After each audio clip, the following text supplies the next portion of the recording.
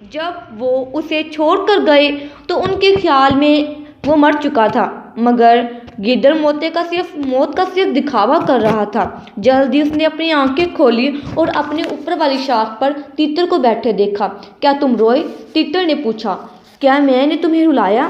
چپ رہو، بیچارے گیدڑ نے کہا۔ میں خوف کے مارے موت میں جا رہا تھا اور وہاں تم بیٹھے تماشا دیکھ رہے تھے۔ اور یہ سب کہنے کے بعد گیدڑ کو بھوک محسوس ہوتی ہے۔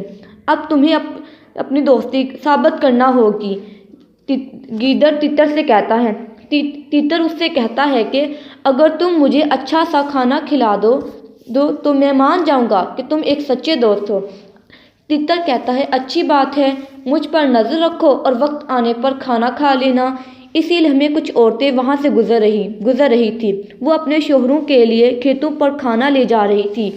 تیتر نے چھوٹی چھوٹی غمناک چیخوں کے ساتھ ایک شاخ سے دوسری شاخ پر اڑنا شروع کر دیا۔ وہ ظاہر کر رہا تھا جیسے وہ زخمی ہے۔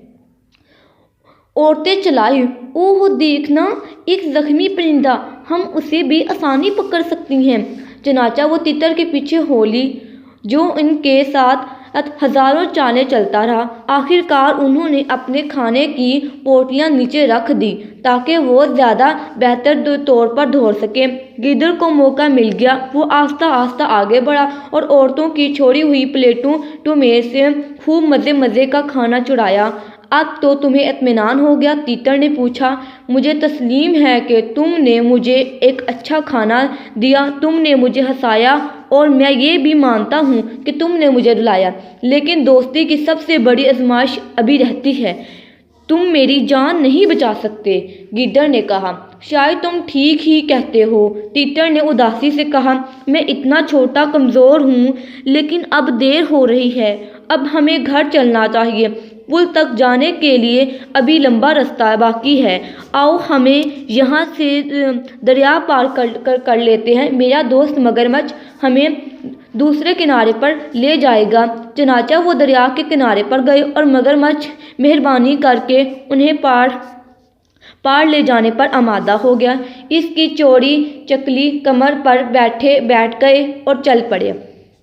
جب وہ دریا کے درمیان میں پہنچے تو تیتر نے آہستہ سے کہا، میرا خیال ہے کہ مگرمچھ ہمارے ساتھ چال چل رہا ہے۔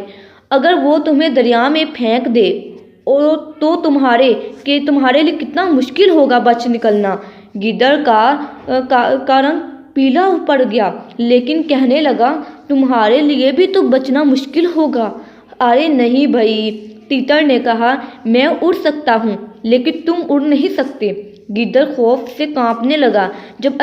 اسی وقت اچانک مگرمچھ نے کہا، مجھے بھوک لگ رہی ہے، مجھے ایک اچھا کھانا نہ چاہیے۔ تو گیدڑ بس بیٹھے کا بیٹھا رہ گیا۔ وہ بہت خوف زدہ کانپ رہا تھا۔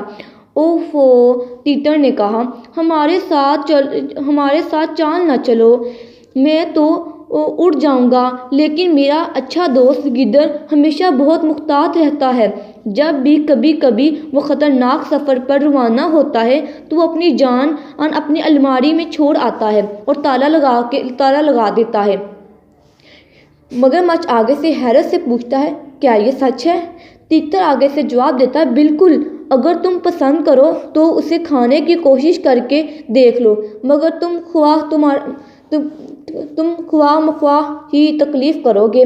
اللہ توبہ، حیرت زدہ مگرمچھ نے کہا، کتنی عجیب بات ہے۔ اور اس نے جو کچھ سنا تھا اس پر وہ اتنا حیران ہوا کہ وہ گیدڑ کو چپ چاپ دوسرے کنارے پر لے گیا۔